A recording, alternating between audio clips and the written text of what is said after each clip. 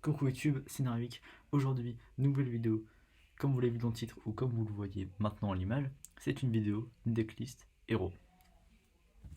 On va commencer directement par 3 Herman. Herman, quand il est invoqué normalement ou spécialement, il peut tuto n'importe quel monstre héros, quel que soit son niveau.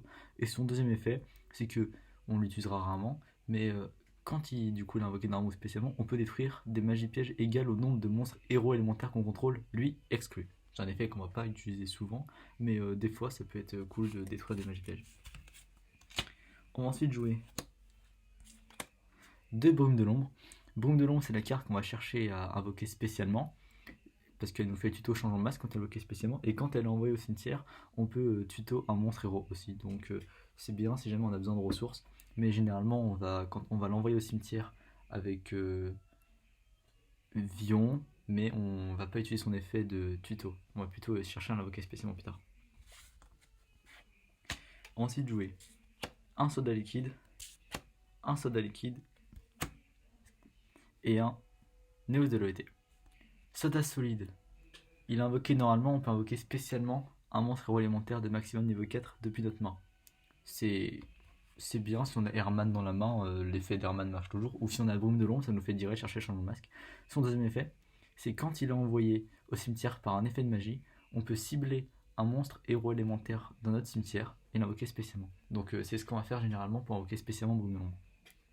Soldat liquide, lui, quand il est invoqué normalement ou spécialement, on peut direct reborn un monstre héros élémentaire. C'est ce qu'on va faire avec Bruno. Et lui, cet effet, on va pas vraiment l'utiliser. On va plutôt utiliser son effet de quand il est utilisé comme matériel de fusion, on pioche 2 cartes, puis on défausse une carte. Et Néos de l'OET, c'est pour booster nos monstres, parce qu'on joue Plasma dans le deck, donc Plasma il a besoin d'un peu d'attaque, de protection. Donc lui, il va juste booster de 2500 un monstre héros pendant la Battle Phase par exemple. On va jouer ensuite toutes les cartes Hérovision. 3 Faris, 2 Vion et 2 Increase. Faris, on doit défausser un monstre héros de notre main pour l'invoquer spécialement sur le terrain. Quand il est invoqué spécialement sur le terrain, on peut direct équiper, mettre dans la zone magie piège un monstre héros vision, c'est on va mettre Increase. Increase lui, qui va servir à sacrifier un monstre héros pour s'invoquer spécialement depuis la zone magie piège, et son effet c'est qu'il va pouvoir invoquer spécialement du deck un autre monstre héros vision, que ce soit Vision, Increase ou Vion. Du coup c'est Vion qu'on va chercher à invoquer. Quand on va invoquer Vion, Vion va nous permettre de foolish un monstre héros depuis notre deck et de bannir un monstre héros depuis notre cimetière pour tuto polymérisation. Donc c'est le nombre de cartes qu'il faut, 3 Faris parce que c'est celle qu'on veut à chaque fois, 2 Increase parce que Increase, elle est très importante, mais on la veut dans le deck, on la veut pas dans la main. Si elle est dans la main, ça fait un peu une carte morte.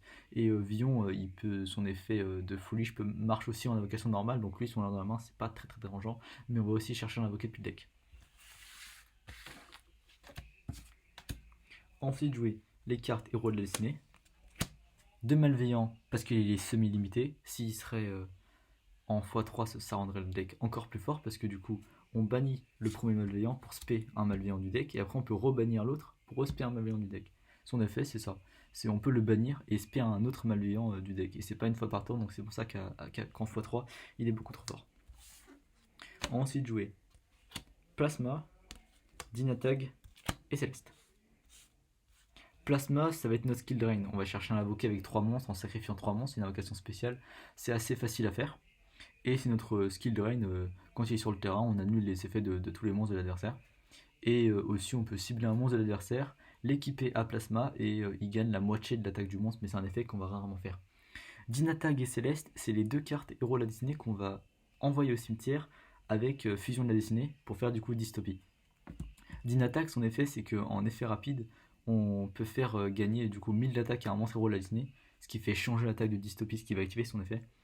Et Céleste, sauf le tour où elle a été envoyée au cimetière, on peut bannir Céleste quand on n'a plus de cartes en main, on peut bannir Céleste et un autre monstre héros de la destinée, et du coup piocher 2 cartes, et sans coup. Juste piocher 2 cartes, sans coup, sans contrainte.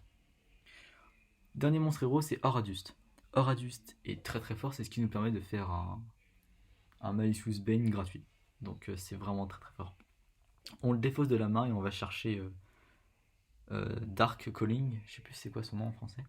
Du coup, du deck à la main, on l'a tuto. Et après, on peut utiliser Dark Calling pour faire Malicious Bane. Maintenant, on va jouer des Entrap du coup pour rendre le deck plus fort. En Entrap, j'en joue que 4. Je joue 2 Uluberlu et 2 Ogre Fantôme et Lapin des Neiges. Uluberlu, parce que les adversaires tuto souvent beaucoup de cartes, donc Uluberlu, dès que l'adversaire tuto une fois ou pioche une carte en dehors de sa draw phase, et ben il pourra plus le faire jusqu'à la fin du tour. Et du coup, Ogre, c'est pour détruire une carte sur le terrain, une magie piège quand c'est active en effet. Vous pouvez remplacer par H-Bossum, mais H-Bossum j'ajoute déjà dans notre deck et j'en ai pas encore 3 exemplaires.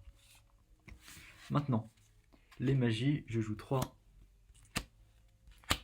appel de détresse. On utilise ajouter un monstre héros élémentaire depuis notre deck à notre main, et c'est pas une fois par tour. Si on en a 2, on l'a fait 2 fois. Et on va aller chercher. Si on en a 2, par exemple, on peut aller direct chercher, par exemple, si on a déjà Stratos en main, du coup, si on a déjà Herman en main, on peut direct aller chercher Soda Solide et Brume de l'ombre. Comme ça nous fait invocation normale, invocation spé. Donc en vrai, c'est vraiment fort. C'est la carte du tuto par excellence de deck héros. Donc c'est vraiment fort. Héros vivant, si on contrôle aucun monstre, bah on peut invoquer spécialement un monstre de niveau 4 héros élémentaire depuis notre deck en payant la moitié de nos life points. On va invoquer ou Herman ou du coup Brume de l'ombre pour faire son effet tuto changement de masque, du coup parce qu'il faut chercher à l'invoquer spécialement le plus souvent possible. Ensuite, on va jouer une fusion miraculeuse, parce qu'on joue Sunrise dans le deck et fusion miraculeuse c'est très très fort. Hein. On bannit des monstres héros dans notre cimetière pour invoquer un monstre de fusion héros élémentaire. Ensuite, 3 fusion de la destinée. Fusion de la destinée, en gros, c'est on invoque par fusion du coup un monstre de fusion héros de la destinée en utilisant les matériaux depuis le deck. Donc on peut foolish depuis le deck et on va faire du coup nos 2 monstres. On a 2 monstres héros de la destinée à faire.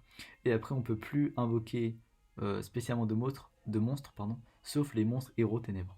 Donc en soi, c'est pas dérangeant, on fait souvent des ténèbres, mais on peut faire ça en fin de combo si on veut déjà faire des sunrise avant. Ensuite, 3 changement de masque.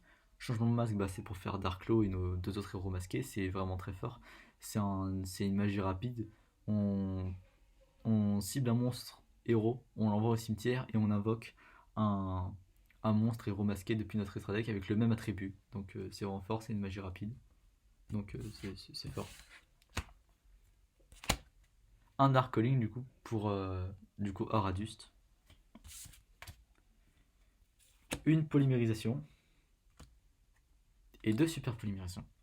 Alors, polymérisation parce que on peut la tuto avec Vion et que du coup ça va être ce qu'on va servir pour faire Sunrise. Et super polymérisation, c'est pour gérer un peu les monstres adverses, pour pouvoir les utiliser. Je joue une seule target super poly, donc ça se joue. Et les 2 dernières cartes, un renfort de l'armée et un monstre Reborn. Renfort de l'armée, c'est pour ajouter un monstre guerrier de maximum niveau 4 depuis le deck à la main. Et Monster Reborn, c'est pour invoquer spécialement un monstre depuis notre cimetière. Maintenant l'extra deck. Dans l'extra deck, je joue un décimeur de terreur et 2 croiseurs de la croix héros extra. Vous pouvez aussi jouer conducteur de miracle, mais moi dans cette version je la joue pas parce que j'ai préféré faire de la place pour jouer ma target super poly et une autre carte héros élémentaire que je vous montrerai un peu plus tard. Décimeur de terreur, il fait gagner de l'attaque à lui et au monstre héros qu'elle pointe, et il fait des dégâts perçants. Donc c'est aussi pour booster un peu l'attaque des monstres qui pointent. On fera ça quand on aura par exemple un plasma sur le terrain et qu'on veut le booster un maximum. Croiseur de la croix héros extra, c'est le monstre qu'on va chercher le plus souvent à faire. C'est la ligne qu'on va faire dès le début, parce qu'elle nous permet, quand elle est invoquée par lien du coup, d'invoquer spécialement un monstre héros de la destinée depuis notre cimetière, ce qui est très très facile à faire. On peut faire un malveillant par exemple, ou alors Céleste et Dinata qu'on a envoyé avec Fusion de la destinée. Et après on peut prendre le monstre héros de la destinée, le sacrifier et tuto un monstre héros. Donc ça c'est vraiment fort, et en x2 parce que des fois il nous en faut 2 parce que une c'est pas vraiment suffisant. Si l'adversaire arrive à nous contrer notre board, ça peut nous permettre de refaire un board. Les héros masqués, 2 lois des ténèbres, un blast et un acide. Loi des ténèbres, c'est du coup le meilleur monstre héros masqué de l'extra deck. On en joue 2, pas 3, parce que 3 c'est un peu trop et 2 c'est pas assez. Quand il est sur le terrain, les cartes de l'adversaire, elles sont bannies au lieu d'aller au cimetière, donc c'est vraiment gênant. Et son deuxième effet, c'est le plus gênant, c'est que quand l'adversaire tuto une carte, on peut bannir une carte au hasard de sa main. Donc c'est vraiment fort. Blast, lui, quand il a invoqué spécialement du coup avec changement de masque, on peut payer 500 life points et détruire une magie piège sur le terrain. Et du coup, l'attaque et aussi l'attaque, on peut cibler un monstre de l'adversaire et normalement son attaque est divisée par 2 si c'est ça. Oui, un monstre contrôlé par un adversaire et son attaque est divisée par 2. Et Acide, c'est du coup le monstre qu'on va faire avec 0 absolu du coup. Acide, dès qu'il rentre sur le terrain, toutes les magies pièges sont détruites. Donc c'est vraiment fort. Ensuite, les héros élémentaires, je joue 0 absolu, Escuridao et Sunrise. 0 absolu, quand il quitte le terrain, il détruit tous les monstres de l'adversaire. Donc la combo c'est quoi? C'est de utiliser changement de masque sur 0 absolu. 0 absolu quitte le terrain, tous les monstres sont détruits. Acide arrive sur le terrain, toutes les magies pièges sont détruites. Escuridao, lui, c'est ou une target super poly, parce que c'est un monstre héros élémentaire plus un monstre ténèbres, ou alors c'est l'invocation fusion qu'on va faire avec fusion miraculeuse si on n'a pas déjà soda liquide dans notre cimetière, parce qu'on peut faire 0 absolu avec fusion miraculeuse que si on a soda liquide dans notre cimetière, parce qu'on a besoin d'un monstre haut. Donc si on n'a pas soda liquide dans notre cimetière, bah, notre fusion miraculeuse elle nous sert à rien, du coup on peut quand même faire Escuridao, c'est pour ça que je l'ai rajouté. Et Sunrise, du coup, il a 2 effets.